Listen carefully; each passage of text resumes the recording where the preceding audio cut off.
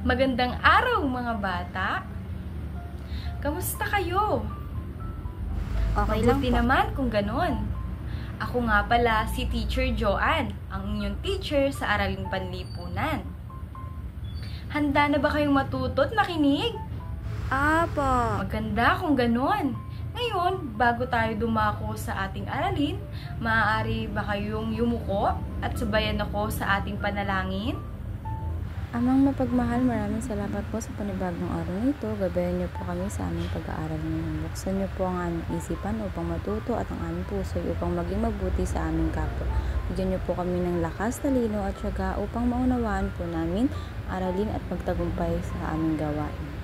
Basbasan niyo po ang aming guro siya magumagabay sa amin naway maging makabuluhan at mapayapa ang aming klase ngayon. Amen.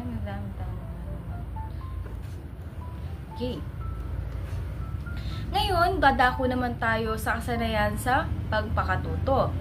Una nating layunin ay nakikilala ang mga simbolo na nagpapakita ng mga halagang anyong lupa at anyong tubig sa sariling lalawigan at relihiyon. Pangalawa, nagagamit ang simbolo sa mapa sa pagtukoy na mahalagang anyong lupa at anyong tubig sa sariling lalawigan at relihiyon ng mga karating nito. Matututunan din natin ang mga simbolo ng bawat anyong lupa at anyong tubig. Ngayon, sabay-sabay natin tukuyin kung ano ang anyong lupa at ang nakikita ninyo. Ngayon, magpapakita ako ng mga larawan, sasabihin nyo kung ito ba ay anyong lupa o anyong tubig. Para sa una nating larawan, Anyong tubig tama. po. Yan ay isang anyong tubig. Sa susunod naman larawan, ano ito, class? Anyong tubig po. Tama. Ito pa ay isang anyong tubig. Para dito naman, class, sa susunod na larawan. Anyong lupa po. Tama. Yan ay isang uri ng anyong lupa. Para sa susunod na larawan naman, Anyong lupa. magaling. Yan ay isa rin uri ng anyong lupa. At para sa susunod na larawan, Anyong tama. tubig. Yan ay isang anyong tubig. At sa susunod naman na larawan ay isang Anyong lupa. tama. Yan ay isang uri ng anyong lupa. Ngayon, meron akong ipapakitang larawan sa inyo at tutuyukuyin nyo kung ano ang mapang iyon ang inyong nakikita.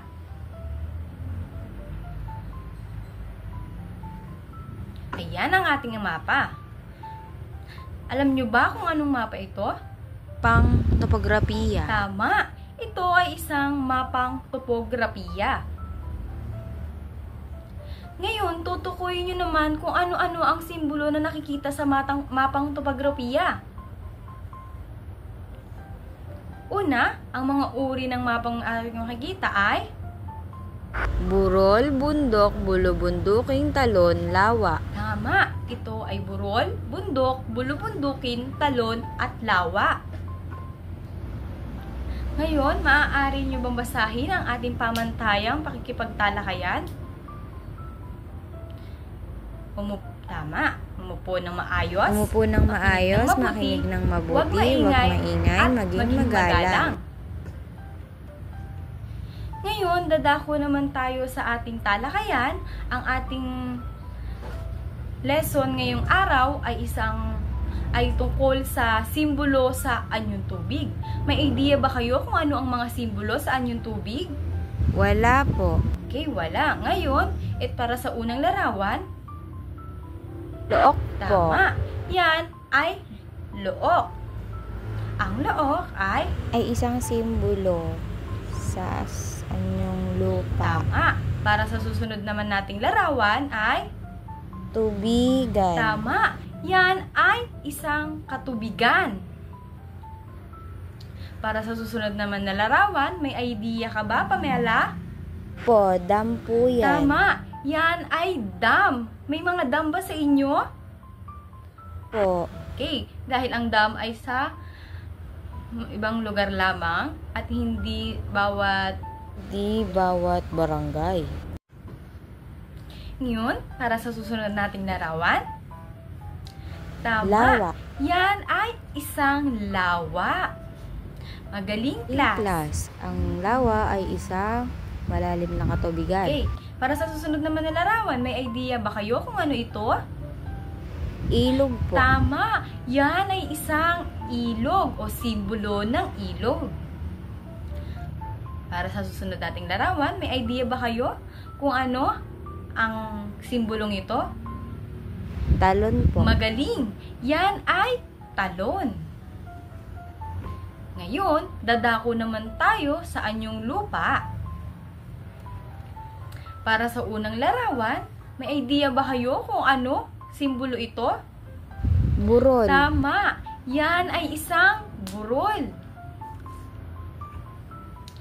Para sa susunod naman na larawan, may idea ba kayo?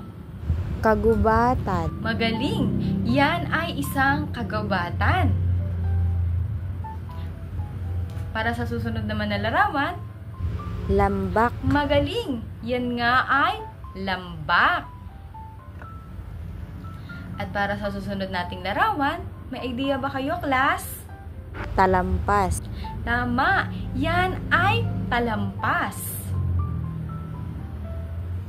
Ngayon, para sa susunod nating larawan, Bundok. magaling! Yan ay ang bundok. At tulad natin dito sa Nueva Ecija, ay meron tayong bundok na ang pangalan ay ang Sierra Madre na ang nagpoprotekta sa atin. Para naman sa susunod na larawan, class, may idea ba kayo tungkol sa simbolong ito? Tama, magaling. Yan ay isang bulkan. Para sa susunod naman na larawan, may idea ba kayo kung anong simbolo ito, class? Kapatagan. Magaling. Yan nga ay kapatagan kung saan tayo nakatira. Magaling. Ngayon, para sa ating susunod na larawan, may idea ba kayo kung anong simbolo nga ito? Bulubundukin. Tama. Yan nga ay isang bulubundukin. Ngayon, natapos na ang ating talakayan.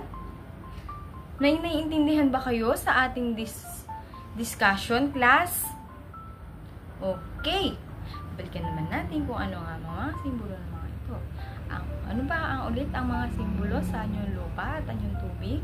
Bundok, lawa, kapatagan, katubigan, Tama. kagubatan. Yan nga ang mga simbolo ng mga anyong lupa at anyong tubig. Ngayon, ano naman sa anyong lupa? Kagubatan, bundok, burol, lambak, talampas, Magaling! Kung Kabukiran. ganon, may inanda ako sa inyong aktibidad. Ngayon, ang gagawin nyo lamang ay pipiliin ang tamang sagot at isusulat ang tamang titik sa inyong kwaderno. Galing! Number 1, ano ang kahulugan ng simbolong ito sa mapa?